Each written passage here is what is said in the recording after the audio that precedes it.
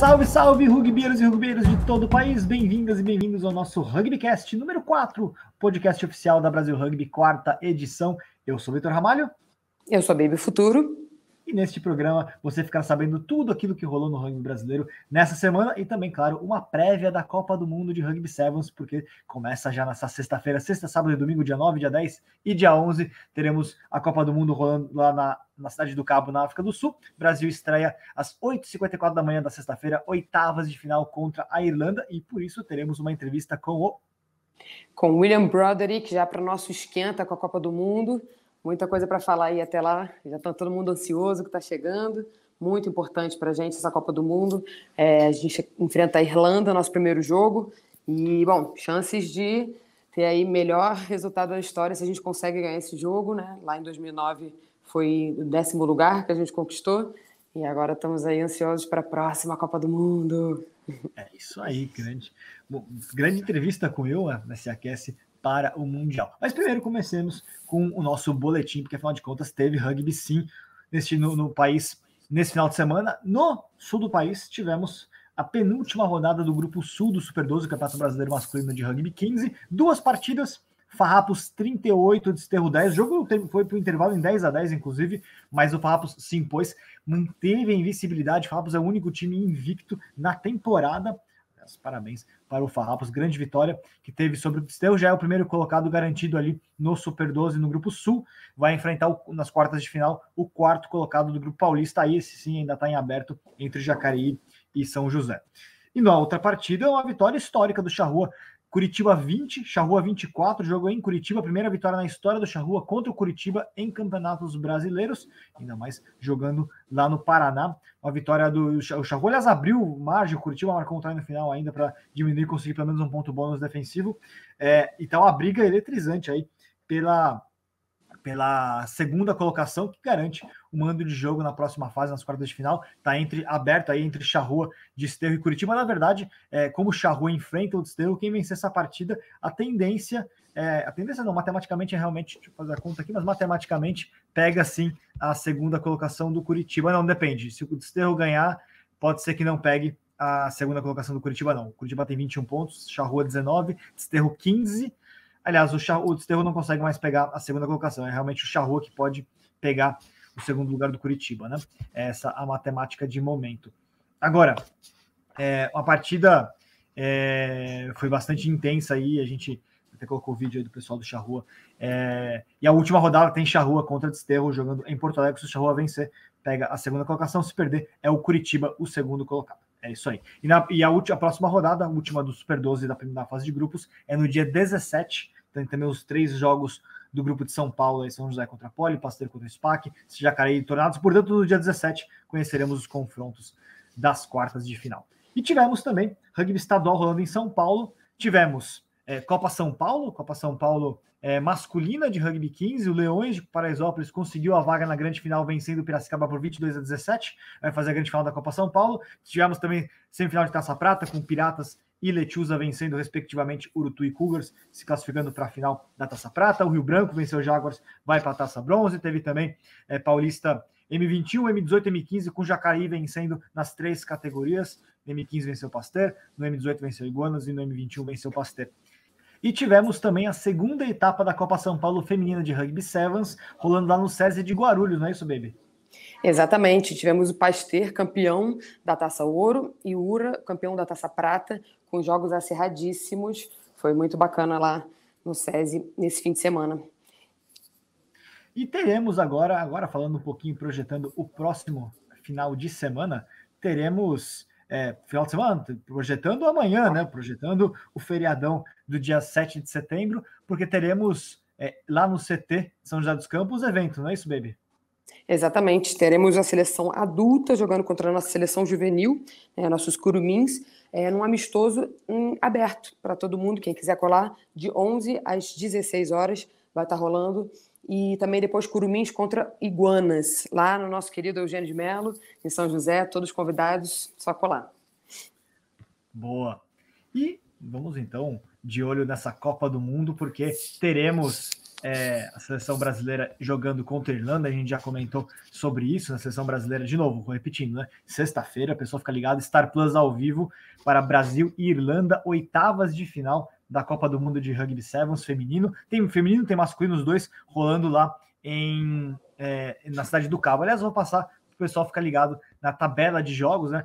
A Copa do Mundo de Rugby Sevens é disputada desde 2018 no formato de mata-mata direto. Até 2013 era fase de grupos, igual os torneios do Circuito Mundial. Agora, desde 2018, é disputado no formato de mata-mata direto. Então, oitavas de final, quartas de final, semifinal, final, 4 jogos para cada time, com todas as posições sendo definidas. Então, é um torneio muito dinâmico, por isso, inclusive, a Baby, no começo do programa, falou que se o Brasil vencer, já é o melhor resultado da história. O Brasil já venceu partidas antes em Copa do Mundo de Sevens, a gente foi mostrando ao longo das últimas semanas, inclusive, a história da seleção brasileira feminina na Copa do Mundo. Vencemos jogos em todos os mundiais que participamos, inclusive, porém, como agora o sistema é de mata-mata direto, uma vitória nas oitavas de final significaria um top 8 para a seleção brasileira, né?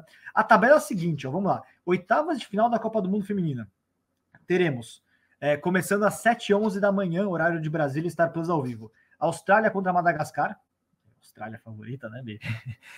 Na sequência, Estados Unidos contra a Polônia. Esse jogo define o adversário do Brasil na próxima fase. Se o Brasil vencer, pega o perdedor, se vencer, pega o vencedor, se perder, pega o perdedor desse confronto. Dois times que o Brasil já conhece bem, né, baby? Estados Unidos e Polônia.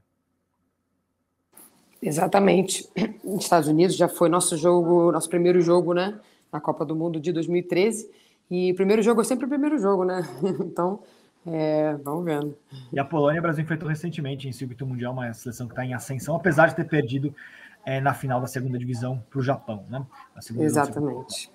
Na sequência, Na sequência, Canadá e China, Fiji e Japão, e aí sim, 8h54 da manhã, Irlanda e Brasil. E depois termina a fase de oitavas de final com Inglaterra contra Espanha.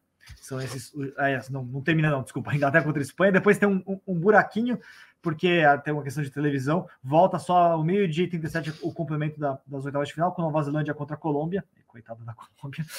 E o último jogo, África do Sul e França, fechando a fase de oitavas de final do feminino. Teremos também masculino rolando, né? O pessoal vai assistir também pelo Star Plus, é legal sempre conferir.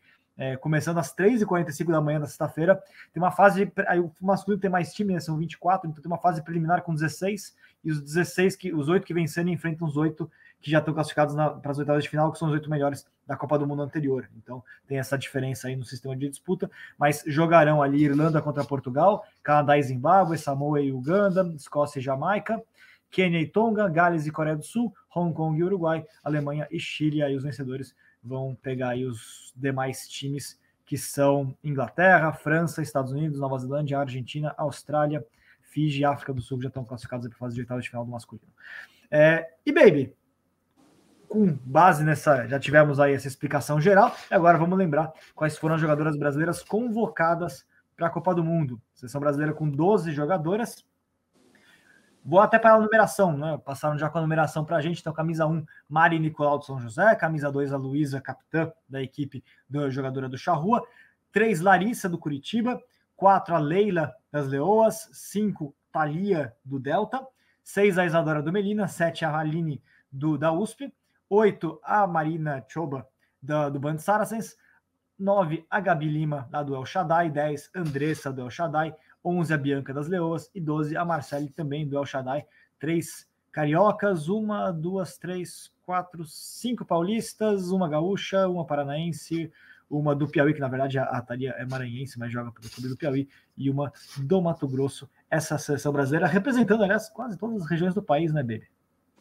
Exatamente. Estamos aí com um time com algumas novinhas, né, para estrear em Copa do Mundo, algumas mais experientes, já tiveram, né, muitas na sua segunda Copa do Mundo, então a gente tem um time bem mesclado, bem heterogêneo para ir para essa Copa, mas estamos indo com tudo, né, vamos para cima dessas irlandesas. Pegando aqui, né, o elenco brasileiro, já estiveram, né, na Copa do Mundo 2018, além da Luísa, a Bianca, a Aline, Leila e Marcele estiveram no torneio foi realizado lá em São Francisco em 2018, são jogadoras com experiência de Copa do Mundo que estão aí no time brasileiro, né?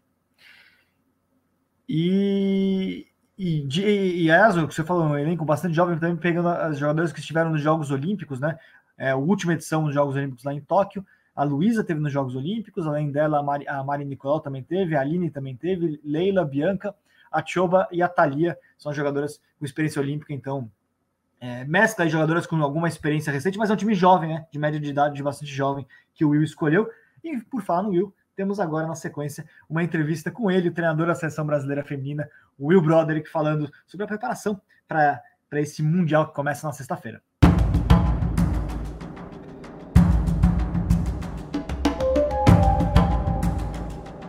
E estamos aqui com o Will Broderick, treinador da Seleção Brasileira Feminina das Iaras, que estão na África do Sul para a disputa da Copa do Mundo. Lembrando, nessa sexta-feira, 8h54 da manhã, horário de Brasília, Brasil e Irlanda, oitavas de final da competição. Se o Brasil vencer, já é o melhor resultado da história, se chegar no top 8. E é um adversário que o Brasil já venceu antes, não é isso, William?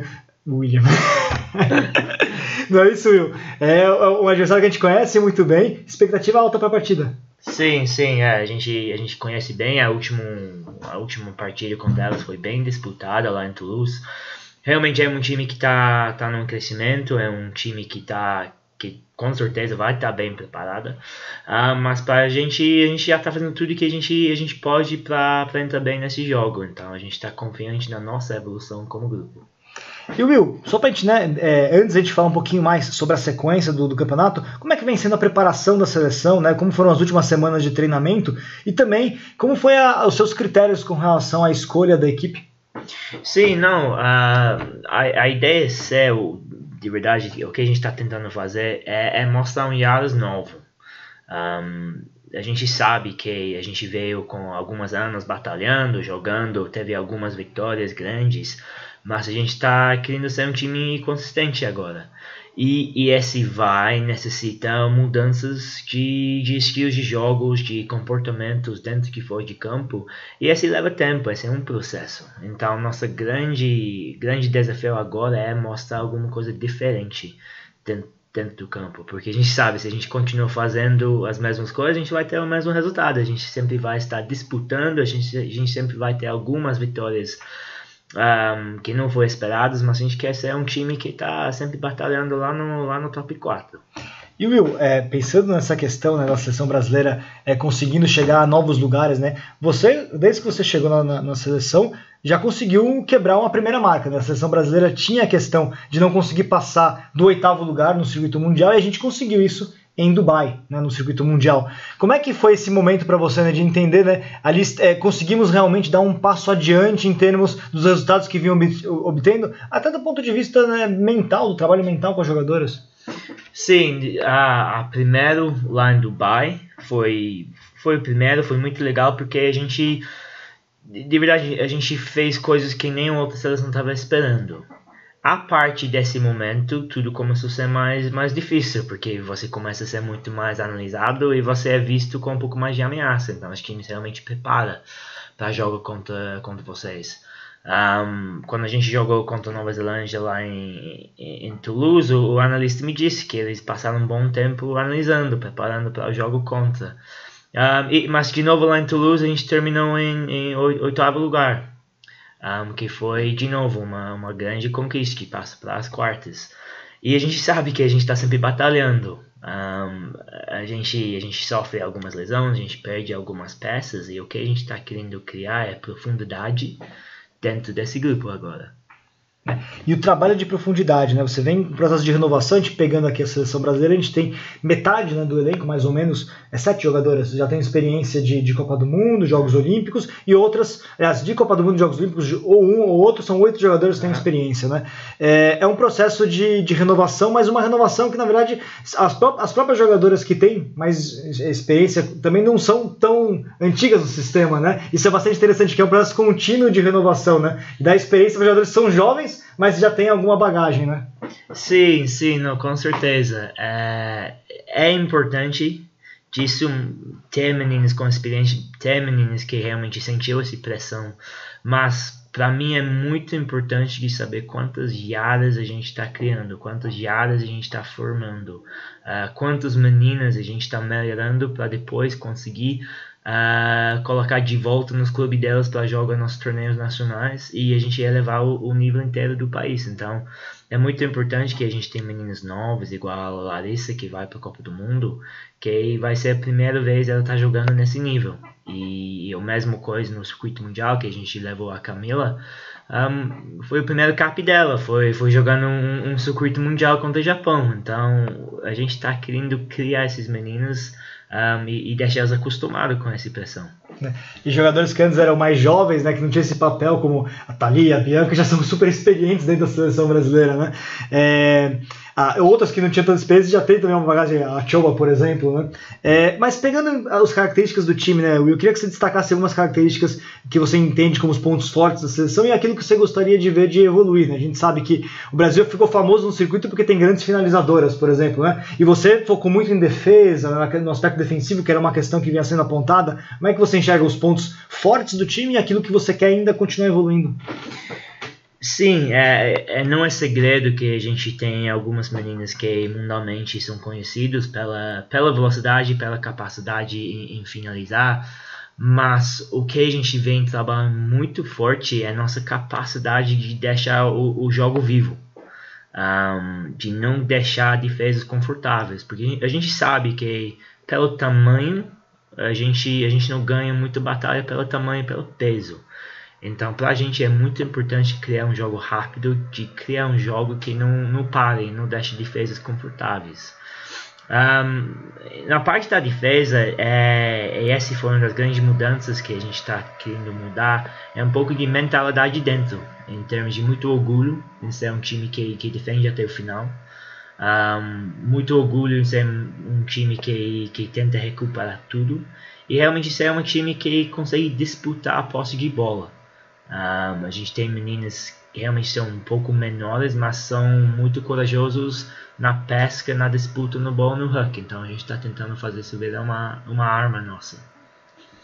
E na sequência, né, o Brasil vai enfrentar agora a Irlanda, né? Até queria depois fazer rapidamente ali uma análise, né, do que em termos, né, de aspectos que a gente pode explorar na equipe da Irlanda, mas na sequência o Brasil enfrentaria ou Estados Unidos ou Polônia, né? São seleções que o Brasil já enfrentou recentemente. A Polônia, na verdade, não, mas os Estados Unidos sim, né?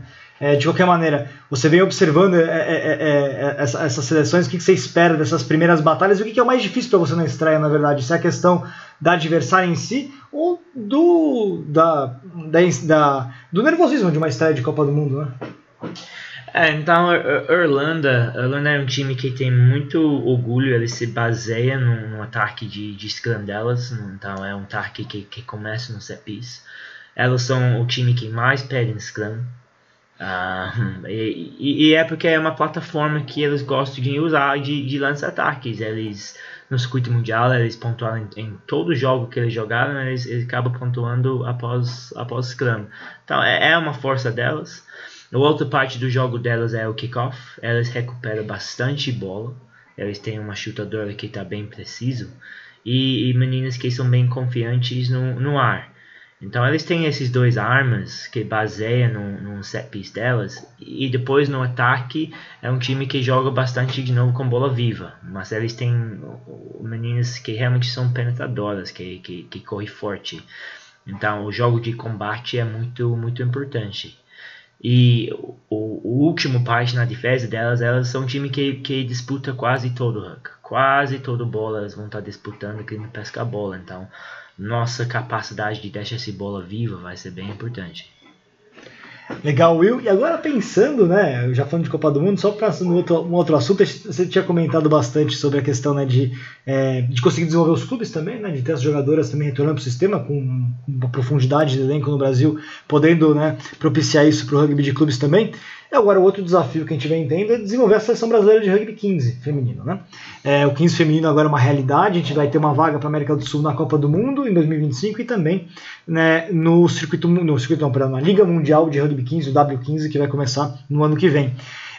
Como é que está o planejamento? A gente já teve alguns treinos abertos para a comunidade. Como é que você tem enxergado essas possibilidades do 15 e também comentar um pouquinho, né, o que você viu do Campeonato Brasileiro de Rugby 15 feminino, que foi uma iniciativa importante, né?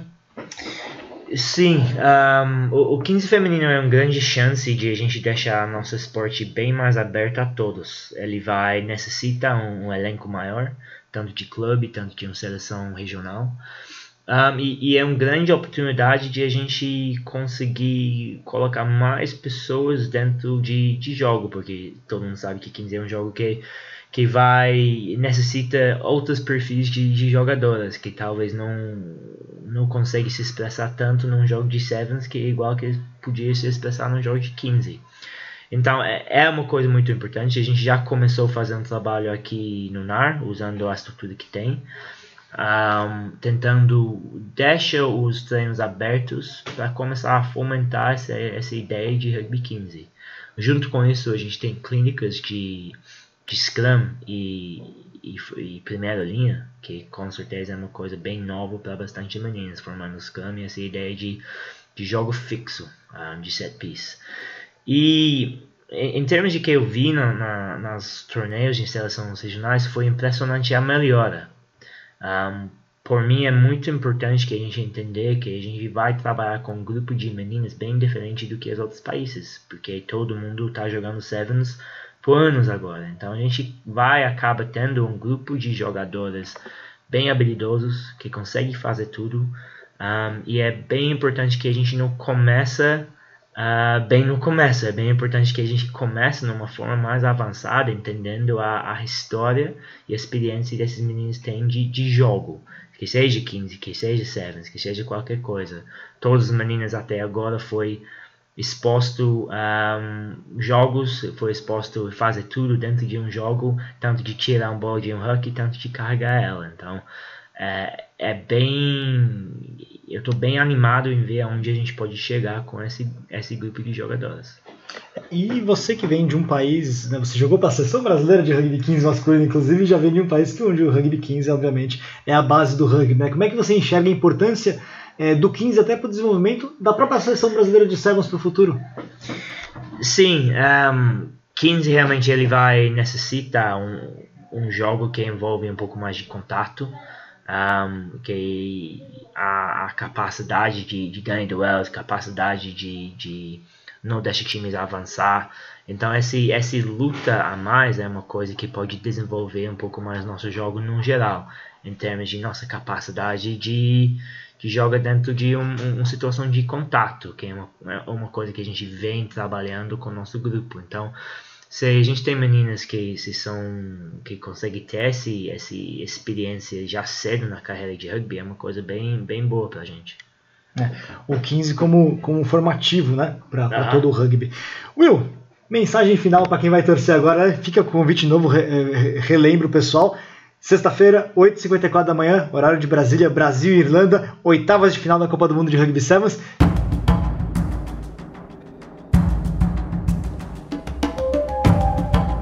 Tá aí o Will falando sobre a Copa do Mundo, a preparação das Iaras, grande torneio que teremos pela frente, sexta, sábado e domingo, direto da cidade do Cabo. Fiquem ligados, não percam este grande evento da seleção brasileira.